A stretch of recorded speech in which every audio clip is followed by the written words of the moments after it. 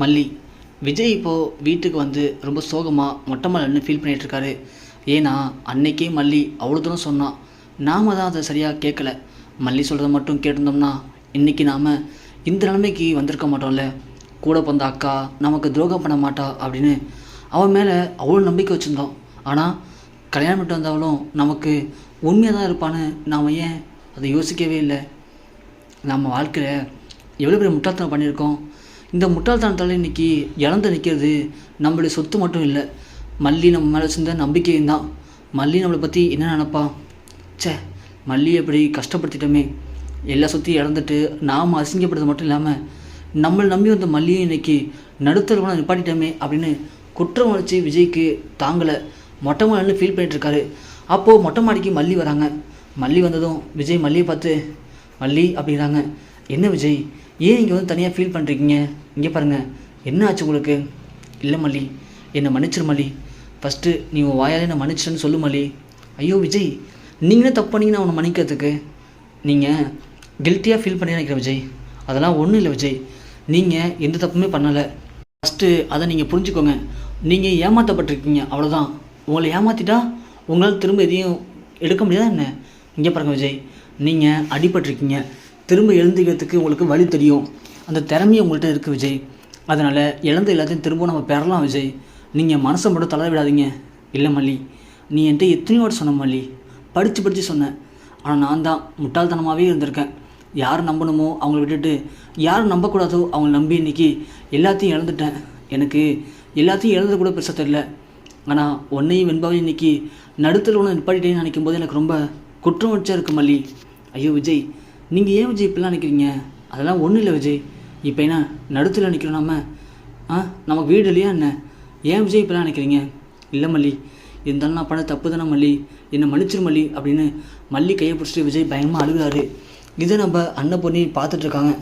பரவாயில்ல, இந்த நேரத்துலையாவது விஜயும் மல்லியும் வாழ்க்கையில் ஒன்று சேர்ந்தாங்களே, அது வரைக்கும் சந்தோஷம்தான் அப்படின்னு அன்னபொண்ணி நினச்சிக்கிறாங்க. அந்த நேரம் நம்ம நாகு பார்க்குறாங்க. என்ன பார்க்குறீங்க அப்படி? ஓ, விஜய் இல்லை தப்பி உணர்ந்துட்டாரு, மல்லிகிட்ட மன்னிப்பு கேட்குறாருன்னு பார்க்குறியா? ஆமாம் நாகு. அட போங்கத்த, நீங்கள் வேறு. இப்போ விஜய் மன்னிப்பு கேட்டு என்ன ஆக போகுது? இங்கே பாருங்க அத்தை, விஜய் அப்போதைக்கு எவ்வளோ பெரிய கோடீஸ்வரன் நேற்று வரைக்கும். ஆனால் அப்போல்லாம் மல்லியோட பேச்சை ஒரு செகண்ட் கூட காது கொடுத்து கேட்கல. ஆனால் இப்போ மல்லியோட பேச்சு கேட்குறாரா? விஜய் எப்போல்லாம் மல்லி பேச்சு கேட்கணுமோ அப்போல்லாம் மல்லியோட பேச்சு கிடந்தா இந்நேரத்துக்கு விஜய்க்கு எந்த பிரச்சனையும் வந்திருக்காது. ஆனால் அவர் அப்போல்லாம் விட்டுட்டு இப்போ போய் கேட்குறாரு. 10 பைசாவுக்கு போச்சுன்னு தெரிஞ்சதும் மல்லியோட பேச்சு கேட்குறாரு. இவருக்கு கொஞ்சம் கூட விவசாயம் இல்லையா? இன்றைக்கி மல்லி மட்டும் இல்லைனா இவர் என்ன ஆயிருப்பார்?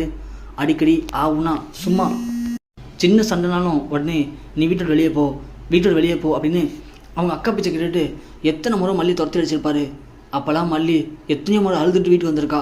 ஆனால் நாமெல்லாம் பேசி சமாதானப்படுத்தி தான் மல்லியை திரும்பவும் அந்த வீட்டுக்கு அனுப்பியிருக்கோம். அப்படிப்பட்ட மல்லி இன்னைக்கு நீ தேவையில்லடா, எனக்கு நான் சொன்னது நீ கேட்கவே இல்லைல்ல அப்படின்னு மல்லி கோவப்பட்டது தான் இந்த விஜய் நிலைமையத்துக்கு ஆயிருக்கிறது. ஆனால் இந்த விஜய் அதெல்லாம் பற்றி எதுவும் யோசிக்காமல் என்னமோ இப்போ வந்து பெருசாக இது மாதிரி மன்னிப்பு கேட்டுட்டா இல்லை சரியாயிடுமா? இங்கே பாருங்க அத்தை, இதே மல்லியாக இருக்க வச்சு பொறுமையாக இருக்கா, எல்லாத்தையும் அனுசரித்து இன்றைக்கி விஜயை பார்த்துட்டு இருக்கா. இதே அந்த இடத்துல நான் மட்டும் இருந்தேன்னு வச்சுங்களேன், சரிதான் போடா, என் பேச்சை மதிக்காமல் நீ கெட்டு போனதுக்கப்புறம் இப்போ என்னடா வந்து என்கிட்ட ஒட்டிக்கிட்டு இருக்க அப்படின்னு தூக்கி அடிச்சுட்டு போயிருப்பேன் அப்படின்னு நாக சொல்கிறாங்க.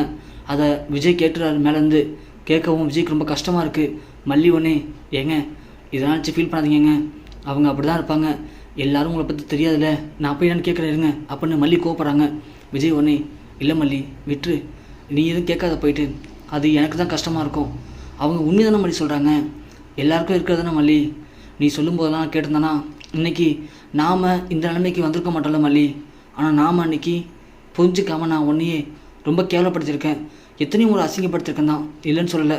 ஆனால் என்ன ஒன்று, அத்தனை முறை நான் அசிங்கப்படுத்தினாலும் நீ இன்றைக்கி எனக்காக வந்து நிற்கிறேன்னு நினைக்கும் போது எனக்கு ரொம்ப பெருமையாக தான் மல்லி இருக்குது.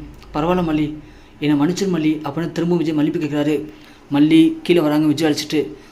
உடனே இங்கே அன்னப்பொண்ணி, மாப்பிள்ளை வந்து சாப்பிடுங்க மாப்பிள்ளை, வாங்க மாப்பிள்ளை அப்படின்னு சொல்லவும் விஜய், இல்லை அத்தை எனக்கு வேணாம். மாப்பிள்ளை இங்கே பாருங்கள், நீங்கள் ஏன் இன்னும் இப்படி இருக்கீங்க? ஒன்றும் இல்லை மாப்பிள்ளை, நீங்கள் ஏமாந்துருக்கீங்க அவ்வளோதான். அந்த ஏமாற்றத்தோட வலி கொஞ்சம் கஷ்டமாக தான் இருக்கும். அதுவும் உங்கள் அக்காவே நம்பிக்கை துரோகம் பண்ணியிருக்காங்க.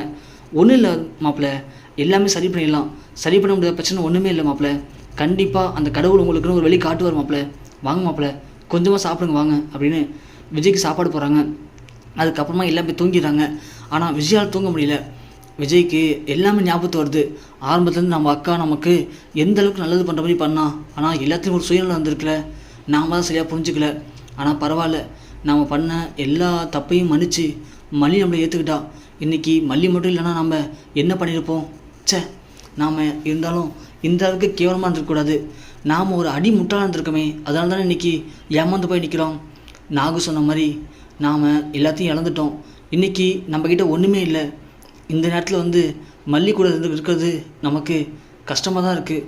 பாவம் மல்லிக்கு நம்ம இது வரைக்கும் எதுவுமே பண்ணதில்லை. ஒரு சம்பளம் வாங்காத வீட்டு வேலைக்காரி மாதிரி வீட்டில் வச்சு நடத்தியிருந்தோமே தவிர மற்றபடி அவள் குடும்பமும் கஷ்டப்படுற குடும்பம் தான். அவளுக்கு எதனா பண்ணணும் அப்படின்னு நாம் பண்ணதே இல்லை. அப்படி ஒரு வேளை பண்ணியிருந்தோம்னா இன்றைக்கி அவங்களும் நம்மளை கொஞ்சம் பெருமையாக நினச்சிருந்துருப்பாங்கல்ல. ச்சே, நாம் உண்மையாலுமே அடி முட்டாளாக இருந்திருக்கோமே அப்படின்னு விஜய் குற்றம் வச்சுருக்காரு. விஜய்க்கு அதுக்கு மேலே என்ன பண்ணுறதுன்னு தெரியல. விஜய் தூங்க முடியாமல் தவிக்கிறாரு. ஒரு பக்கம் நாகு பேசுனது, ஒரு பக்கம் ராஜி பண்ணது, ஒரு பக்கம் மல்லி ஃபீல் பண்ணுறதெல்லாம் வச்சு விஜய் என்ன பண்ண தெரியாமல், இதுக்கு மேலே நாம் உயிரோடு இருக்கிறதுல எந்த ஒரு அவசியமும் இல்லை. உயிரோடு இருந்து தினம் தினம் மல்லிக்கு திரும்பவும் நாம் கஷ்டத்தை கொடுக்க வேணாம், நாம் செத்துடலாம் அப்படிங்கிற முடிவுக்கு வராங்க விஜய். முடிவுக்கு வந்த விஜய் நைட்டு யாருக்கும் தெரியாமல் வெளில யோசிக்கிறாரு. யோசித்து பார்த்துட்டு சரி நாம் தற்கொலை பண்ணிக்கலாம் அப்படின்னு முயற்சி நேராக போகிறாரு. மல்லியோட ஒரு புடவை எடுத்து தூக்க மாட்டிக்கலாம் அப்படின்னு ட்ரை பண்ணுறாங்க. ஆனால் கரெக்டாக கழுத்தில் போட்டுட்டு சேர் தள்ளி விட்டு தொங்கும்போது சத்தம் கேட்டு நம்ம மல்லி முடிச்சுட்டாங்க. முடிச்சு பார்த்தா விஜய் தூக்க மாட்டிக்கிறத பார்த்ததும் மல்லி பயங்கரமாக கத்துறாங்க. கத்தவும் வீட்டில் இருக்க எல்லாருமே ஓடி வராங்க. என்னாச்சு மாப்பிள்ள அப்படின்ட்டு பார்த்தா இங்கே விஜய் தொங்குறாரு. உடனே எல்லோரும் சேர்ந்து விஜய் தூக்கி அந்த புடவையை அவுத்து கீழே கொண்டு வராங்க. அதுக்குள்ளே விஜய்க்கு மயக்கமே வந்துடுது. தண்ணி வச்சு எழுப்புறாங்க. மல்லி வெண்பா 2 பேரும் பயங்கரமாக அழுகுறாங்க. இங்கே தண்ணெலாம் எழுப்பினதும் நம்ம விஜய் பொறுமையாக கண் முடிக்காரு. கண்ணை முடித்ததும் உடனே மல்லி, விஜய் ஏன் விஜய் இப்படி பண்ணீங்க? என்னாச்சு விஜய் உங்களுக்கு? நான் தான் சொன்னல விஜய், நீங்கள் ஏமாந்து போயிருக்கீங்க, உங்களுக்கு துரோகம் நடந்திருக்கு விஜய், அதுக்காக நீங்கள் தற்கொலை பண்ணிக்கிட்டா எல்லாம் முடிஞ்சு போயிடுமா? அப்போ என்னை பற்றி வெண்பா பற்றி நீங்கள் யோசிக்கலையா? ஏன் விஜய் இப்படி பண்ணீங்க அப்படின்னு சொல்ல விஜய் உடனே பயங்கரமாக அழுகிறாரு. இல்லை மல்லி, நான் இன்றைக்கி ஏமாந்து போயிட்டேன், தோற்று போயிட்டு ஒரு வெறும் பையனாக இன்றைக்கி நான் நிற்கிறேன். நீ மட்டும் இல்லைன்னா நான் இன்றைக்கி நடுத்தில் தான் இருக்கணும். ஆனால் இவ்வளோ கஷ்டத்தையும் உனக்கு கொடுத்துட்டு லாஸ்ட்டாக உனக்கு பாரமாக நான் இங்கே இருக்கிறது எனக்கு மனசுக்கு ரொம்ப ஒரு மாதிரி கஷ்டமாக இருக்குது மல்லி, என்னை விட்டுரு மல்லி அப்படின்னு சொல்கிறார் விஜய். மல்லி உடனே என்னங்க பேசுகிறீங்க, என்ன பேசுகிறீங்க? நீங்கள் நானும் கணவன் மனைவிங்க. அப்படி இருக்கும்போது உங்களுக்கு ஏற்பட்ட இழப்பு எனக்கு ஏற்பட்ட இழப்பு மாதிரி தாங்க. நம்மளுடைய சொத்தை தான் நம்ம இழந்திருக்கோம். அப்படி இருக்கும்போது அது ஏன் உங்களுக்குன்னு எடுத்துக்கிறீங்க? நானும் தானே அப்போ இழந்திருக்கேன், நானும் தானே இன்றைக்கி கஷ்டப்படுறேன். அப்போது நான் கஷ்டப்படுறத பார்க்கும்போது உங்களுக்கு ரொம்ப பாவமாக இருக்குல்ல. அப்போது நான் கஷ்டப்படாமல் இருக்கிறது என்னங்க பண்ணணும்? நீங்கள் தற்கொலை பண்ணிக்கணுமா? இல்லைங்க, நான் கஷ்டப்படாமல் இருக்கணும் அப்படின்னா திரும்பவும் நீங்கள் இழந்ததையும் மீட்டெடுக்கணும். மீட்டெடுத்து அதே வீட்டில் என்ன ராணி மீது வச்சு பார்த்து கொடுங்க. அதுதாங்க உங்களுடைய லட்சமாக இருக்கணும். அதை விட்டுட்டு இவ்வளோ அலட்சியமாக போய் தற்கொலை பண்ணிக்கிட்டா எல்லாத்துக்கும் முடிவு கிடச்சிருமா? சொல்லுங்கள் விஜய் அப்படின்னு மல்லி பேசுகிற ஒவ்வொரு வார்த்தையும் விஜய்க்கு பயங்கர இன்ஸ்பிரேஷனாக இருக்குது. உடனே விஜய் கடைசியாக முடிவு பண்ணுறாரு. சரிதான் மல்லி, நீ சொல்கிறது கரெக்டு தான். எங்கே இழந்தோமோ நாம் அங்கே தான் திடணும். அதை விட்டுட்டு தற்கொலை பண்ணிக்கிறது இதுக்கு ஒரு சரியான முடிவாக இருக்காது அப்படிங்கிறத நான் புரிஞ்சுக்கிட்டேன் மல்லி. கண்டிப்பாக சொல்கிறேன் மல்லி, இழந்த சொத்து எல்லாத்தையும் மீட்டெடுத்து அதே வீட்டில் ஒன்று ராணி மாதிரி வாழ வைப்போம் மல்லி அப்படின்னு மல்லிக்கு சத்தியம் பண்ணுறாரு விஜய்.